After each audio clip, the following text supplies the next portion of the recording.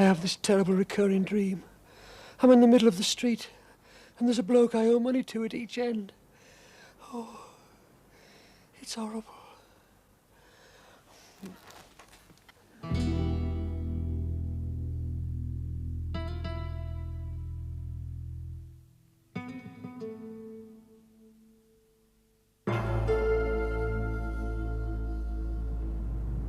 Why watch High Noon on video when we can make our own amusements?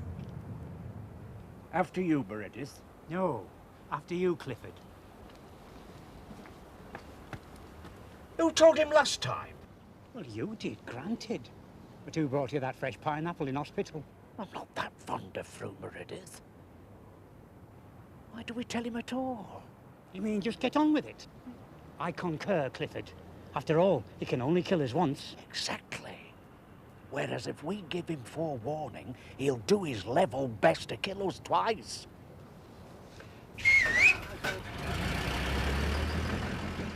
I reckon this'll teach him a lesson we'll never forget. My ears are burning. Either somebody's talking about me or my fag's still lit.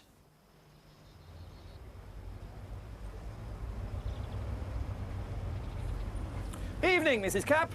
And how's that man of yours treating you? Life's a second honeymoon, Vicar. You mean he's got you paying for his drinks again? How can I begrudge my little lovebird? Coming home last night, his head was nestling on my shoulder. We know, and Chalky was carrying his legs. See here, Mrs. Capp, it may be none of my business, but I'm concerned about your household's liquidity. Do you mean Andy's boozing? I mean your cash flow problem. It means Andy's boozing. There's an ugly rumour going round that you are in deep trouble. It'll have to keep, Vicar. There's so many ugly rumours stacked up. I've got a 3-week waiting list. Tell Andy what people are saying. I will, Vicar. He'll be indebted to you. He won't, you know. It's him being indebted that got you in this mess in the first place.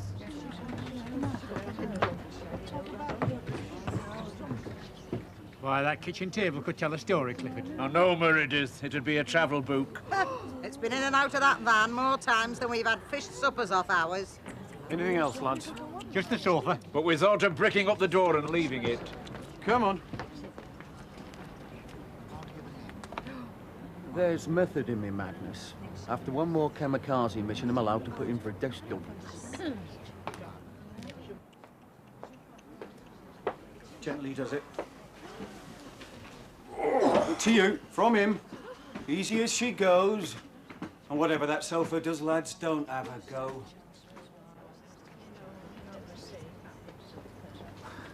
If it's no bother, mates, would you mind tipping me out at the Boilermaker's Arms?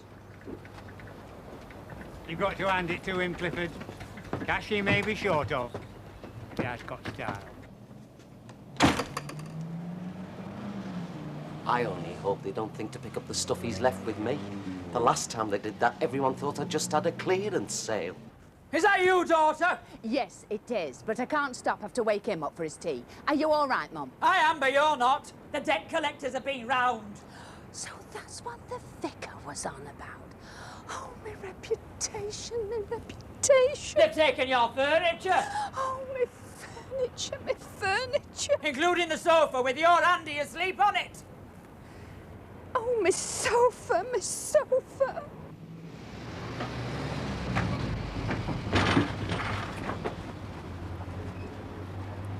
You know, it's amazing what they'll deliver these days. Well, easy come, easy go, Ruby. That's what I always say. I know you do, Flo. At least a dozen times since we've been neighbours. Still, on the other hand, there have been the good times. Oh, I know. Like 25 years ago before I met him. But I didn't know things were as bad as this, love. What happened to your big bingo win? I lost it. Oh, dear. How did Andy take it? In fivers, mainly. I've asked one silly question. I may as well go for the double. But how are you going to manage? Like we always do. Eat off the mantelpiece. Here he comes. I wonder he dare show his face. I wonder you dare look at it. Owing money left, right and centre. Just how many people can that fella look in the eye? Nobody's counted. But why do you think he wears his cap over his nose? I shall ignore him. I'm sure I'll get no rent out of him today. Don't be so defeatist, Mr. Potts. My boyfriend always says you should think positive. He develops wedding photographs for the co-op. He's right, Shirley. I will. I'm positive I'll get no rent out of him today. Another pint, Jack. Oh, dearie me, Chalky. Oh, dearie me, Andy. Cool. Do you have to echo everything I sigh? It's a sympathy vote, Andy. Carried unanimously. Do you ever have that feeling of not belonging, Chalky? You've tuned in to one of his maudlin moods. Every so often he persuades himself he's none in a million. Not belonging. The furniture doesn't belong to me. The telly doesn't belong to me. The washing machine doesn't belong to me. My own home doesn't belong to me. And that drink doesn't belong to you. Hello there, Percy. Long time no see. We'll skip the formalities if you don't mind. Call it a phobia, but whenever he shakes hands, I think he's trying to pump money out of my satchel. Never mind long time no see. I thought we had an arrangement. You were going to be in on rent day. I had to go to the doctor's. You could have left a note. I was knocking for 10 minutes. 11? Who's counting? He is. Come on now, Percy, let's be constructive. I owe you a month's rent, right? You do. And 4 weeks from now, I'll owe you 2 months' rent. You will? But next month isn't here yet, is it? I don't know why I don't just dig a hole in the ground and jump into it. Go on, I'll buy it. I thought you'd never ask. Pint, please, Jack. Never mind pints. We're talking about next month's rent. I don't owe next month's rent. I know you don't. So if you deduct the month's rent I do owe from the month's rent I don't owe, we're straight. It's called creative accounting. He were like this at school, wasn't he, Jack? I remember. The careers teacher wanted him to take up juggling. See me on Flo's next payday and I'll give you something on account. On account of what? On account of that's all I've got left. I can say your lines for you, Mr. Capp. You'll have your rent. Firm promise. If I don't, there'll be fisticuffs. And that's a firm promise, too. Blimey, Percy's getting brave. Did he have a rum in that pint? Him and me's two of a kind, Chalky. We only make promises for the joy of breaking them. Do you know what I wish with all my heart and soul, Flo? That you'd married me, Percy. Don't let Andy hear you. He'll spifflicate you. Not only that, Flo. I wish with all my heart and soul that you both lived in a caravan. What on earth for? So that when he didn't pay his rent, I could have the flipping thing towed away like the rest of your goods and chattels.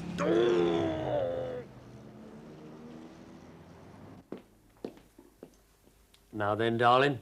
Can I get you anything? Like arrested? Don't get me wrong, Shirley. I'm a happily married man. Correction. He's happy. I'm married. Come on, Romeo. You know where we're going. Do you know what, Mr. White? They can say what they like about the Capps, but having a regular appointment with the Marriage Guidance Bureau, that's security. You know the old saying, Mr. and Mrs. Capp, annual income £20, annual expenditure £19.19 and 6. Result sixpence, so what? You have to balance your budget. Can't have a bad back. What's that got to do with it? To balance our budget, mate, we'd have to tilt the flipping house.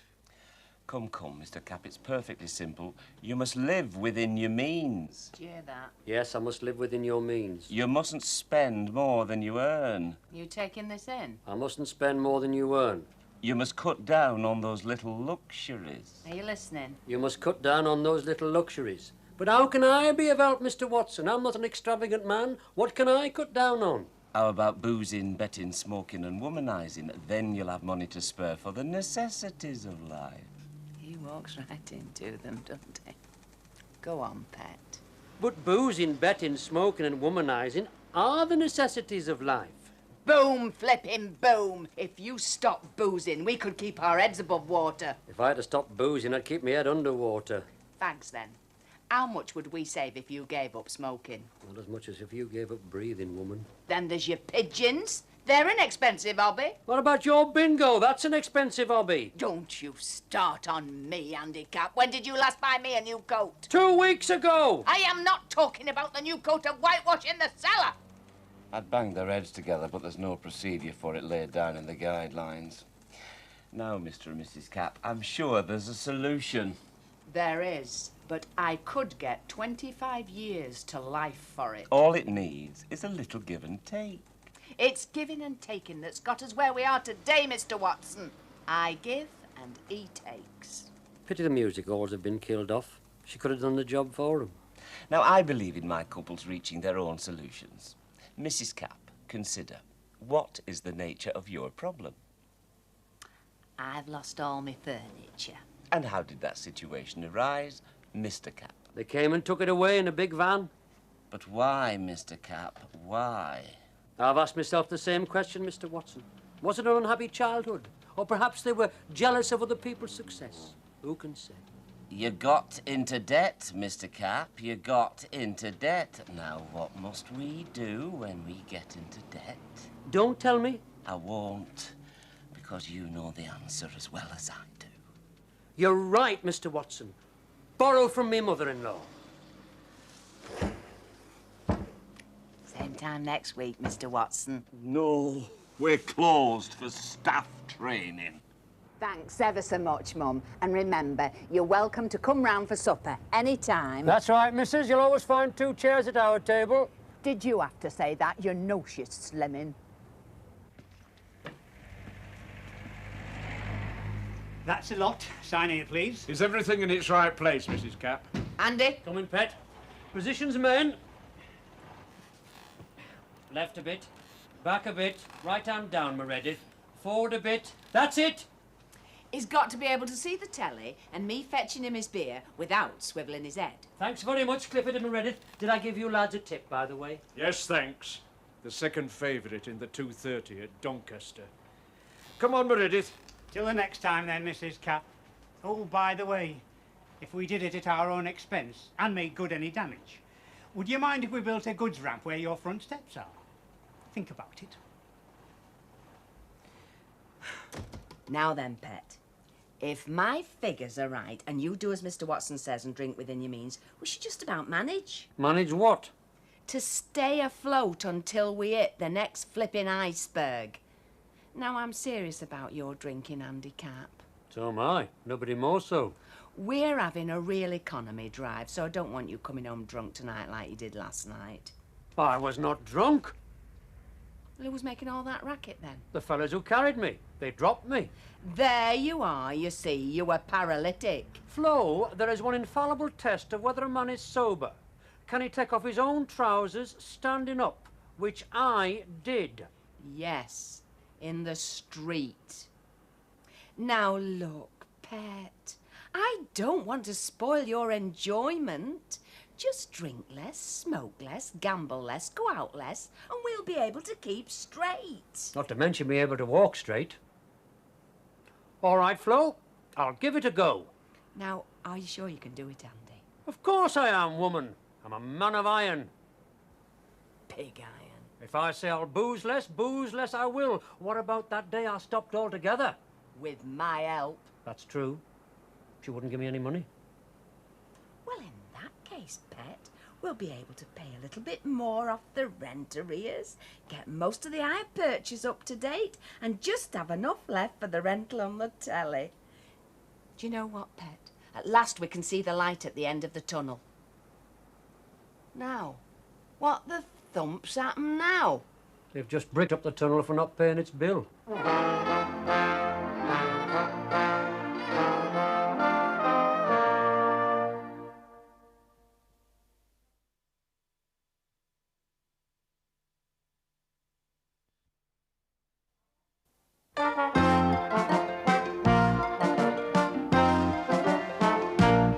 I think you're coping very well so far, pet. I'm proud of you. And you're not overdoing it like that time you gave up smoking and you had to appear in court because of what you did to that man who come to mend the window because you'd kicked it in just because he asked you for a light. You're taking it nice and easy. You said you can do it, and you can. You've given up your daytime drinking altogether, and your evening drinking doesn't start till an hour after opening time. You've cut back on your smoking, and you haven't had a bet all day. As for myself, pet, I won't say I'm not missing bingo, because I am. But if you're pulling your weight, the least I can do is to pull mine. And very noble it is too, pet, because you've got twice as much weight to pull. If you were a gentleman, you'd walk on the other side. Sorry, Flo, I wasn't thinking.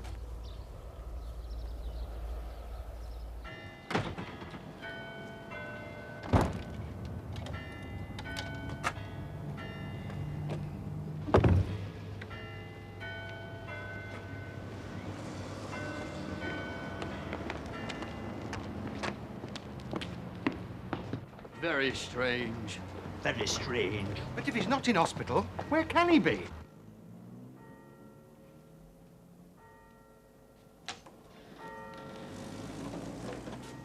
Crikey! Don't say it's Mother's Day already, and I completely forgot to send Flo's mum a cauliflower. Mother's Day, my Aunt Fanny. We thought you were in hospital. Why, that clever dick who beat me at snooker hardly touched me. Well, you see, Grandad, when he didn't materialise at lunchtime, we all naturally assumed you must have fallen down a manhole on your way home last night. I did. I often do. Doesn't keep me out the pub next morning. Something did. Willpower. I'm economising. By the way, Tosh, what won the big race at Kempton Park today? The favourite. Marvellous. That's another £2 I've saved. Get him in, Chalky. At this rate, he'll soon have enough to buy a bungalow. So you've decided to follow Mr. Watson's advice at last and cut your coat according to your cloth, have you? Cut his cap, more like. What if it's not a rude question? Will you be doing with the money you save? Paying off your arrears, Percy. Every penny. Brandy, somebody, quick!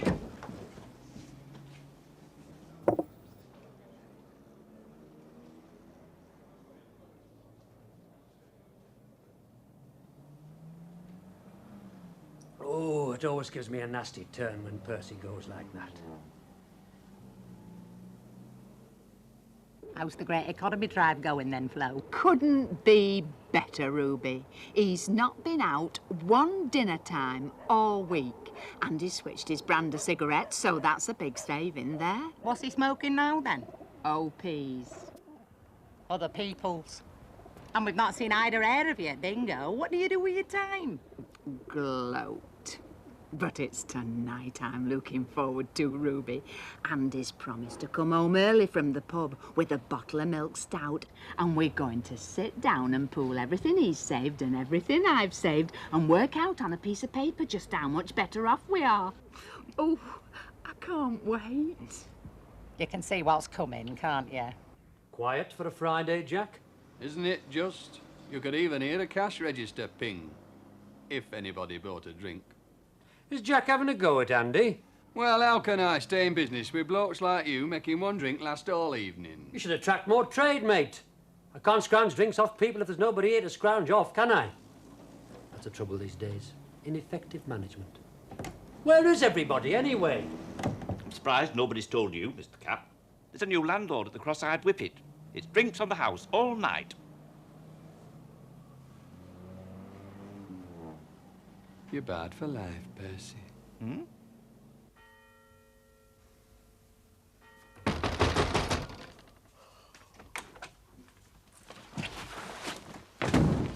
Where's the rest of him? That's all we could find, Flo. Good night.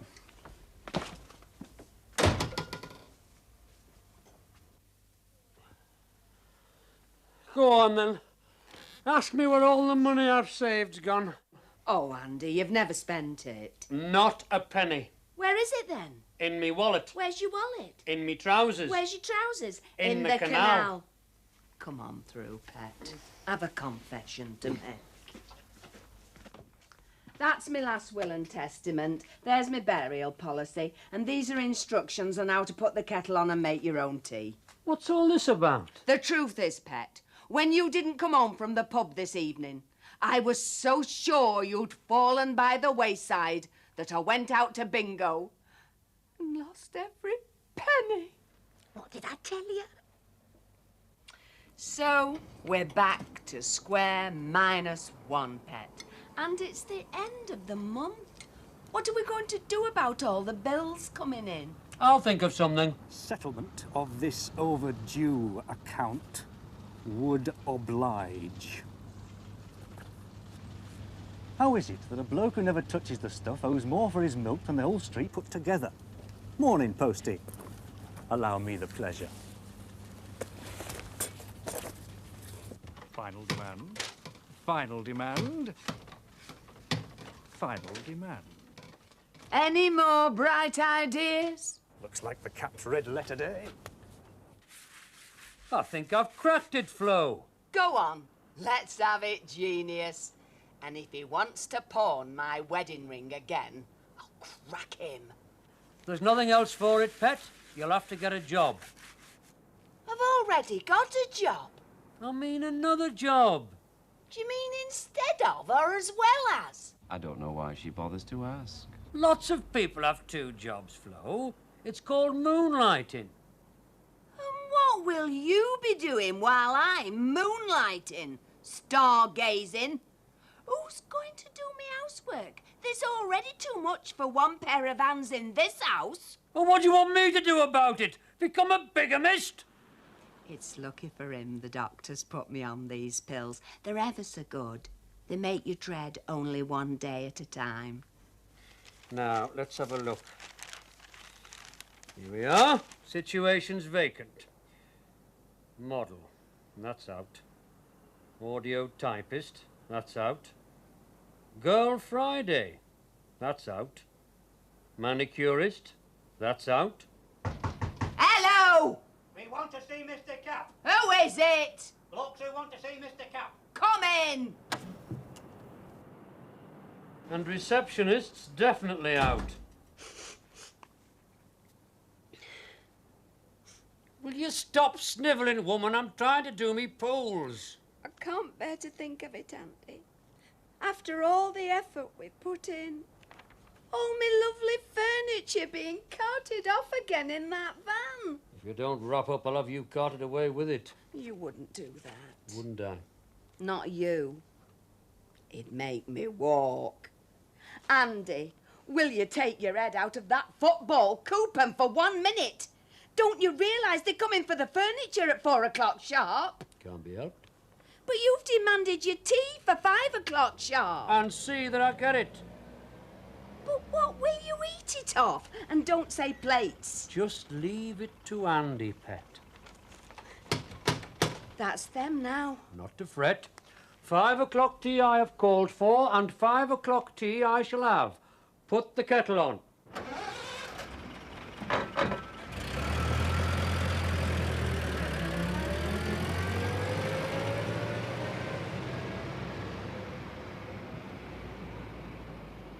My old man said follow the van and don't dilly-dally on the way.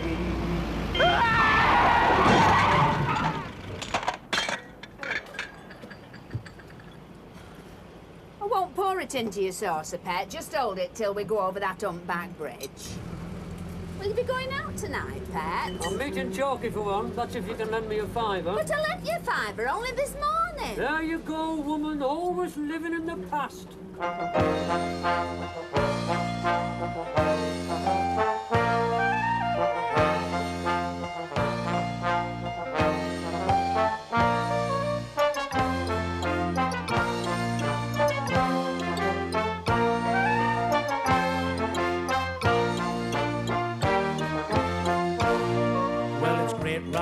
And the beer's good too, with the snooker hall close by. There's fish in the river and birds in the pub. You can catch both if you try. Now the wife has a job, we can all feel safe, cause our mind's on something else. I can talk to women who will buy me beer without the threat of wedding bells.